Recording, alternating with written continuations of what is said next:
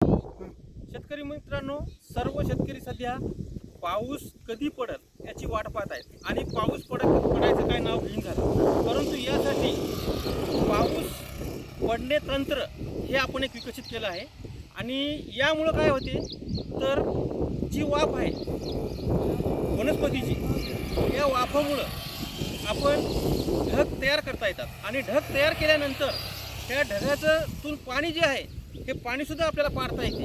आणि दुसरी गोष्ट, जे ढग आपल्या गावावरून जातात, शेतावरून जातात, ते ढग आडल्या जातात आणि आडल्यानंतर त्यांचं पाणी जे आहे ते पाणी आपल्याला इथं पाडल्या जाते. तर आता आपल्याला यामध्ये काय काय घेतलेलं आहे तर सर्वात महत्त्वाचं आपण इथं सरपण जळतण घेतलेलं आहे, लाकडं वगैरे घेतलेलं आहे, कचरा घेतलेला आहे आणि त्याच्यामध्ये आपण ज्या वनस्पतीच्या खोडामध्ये पानामध्ये जास्त पाणी असते त्या वनस्पती घेतल्या. कडुलिंबाचा पाला घेतला, फांद्या घेतल्या, मुचकी घेतली, पळस घेतला आणि इथं ओलं जळतण, लाकडं वगैरे, फांद्या हे सर्व घेतलं, कारण ज्यामुळं इथं धुपट तयार झालं पाहिजे. आणि सोबत आपण काय घेतलं, 2 टायर घेतले. अशा प्रकारे 2 टायर घेतले. त्याच्यानंतर आपण इथं 10 किलो मीठ घेतलं आणि त्याच्यानंतर आपण इथं 1 किलो राळ घेतली. तर मीठ थोडंसं त्यात वाढवायचं. तर आता काय करायचं तर ह्यामुळं काय होते तर या वनस्पती मीठ जे आहे, मिठाची वाफ तयार होते, या वनस्पतीच्या पाल्याची फांद्याची वाफ तयार होते. ही वाफ वर जाते. वर गेल्यानंतर त्याचं ढगात रूपांतर होते आणि ढगात रूपांतर झाल्यावर जी थंड हवा असते त्या थंड हवेमध्ये त्याचं छोट्या छोट्या पाण्याच्या थेंबामध्ये रूपांतर होते आणि ज्या वेळेस ते थेंब एकमेकात मिसळतात, मोठे थेंब तयार होतात, ते जड होतात. जड झाल्यानंतर ते जमिनीवर उतरतात आणि त्याचे तेवढ्या स्पीडमध्ये आल्यामुळे त्याचे बारीक बारीक थेंब तयार होतात आणि जमिनीवर पाऊस पडतो. तर हे अशा प्रकारचं तंत्र आहे. तर यामध्ये आपण ह्या वनस्पती वापरल्या आहे. तर सर्वात महत्त्वाचं आपण इथं काय करायचं तर सर्वात महत्त्वाचं आपण हे लाकडं आहेत, हे लाकडं अशा एखाद्या खोल जागी ठेवायची. खोल जागा म्हणजे जिथं हवा लागली नाही पाहिजे, डायरेक्ट दुपट आपलं कुठं पळायला नाही पाहिजे.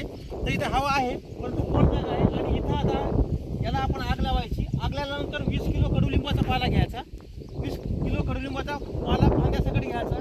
त्याच्यानंतर बघा इथं रुचकीचा पाला फांद्यासकट घ्यायचा 20 किलो.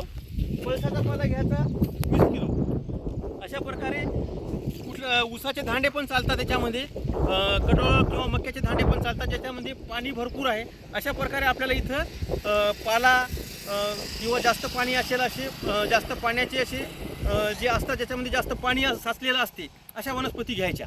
तर आता याचा प्रयोग आपण इथे चालू करू. आणि मीठ जे आहे हे मीठ आपण थोडं टाकायचं, म्हणजे जेणेकरून त्याची वाफ झाली पाहिजे आणि त्याच्यापासून ढगाची निर्मिती झाली पाहिजे. आणि ढगाची निर्मिती झाल्यानंतर ते ढग ज्यावेळेस तयार होतात त्याच्यानंतर आपल्याला जे बाकीचे येणारे ढग आहेत आपल्या गावावरून जातात, शेतावरून जातात, ते त्याला अटकतात, आदळतात आणि त्याच्यापासून वीज पण पडण्याची शक्यता असते.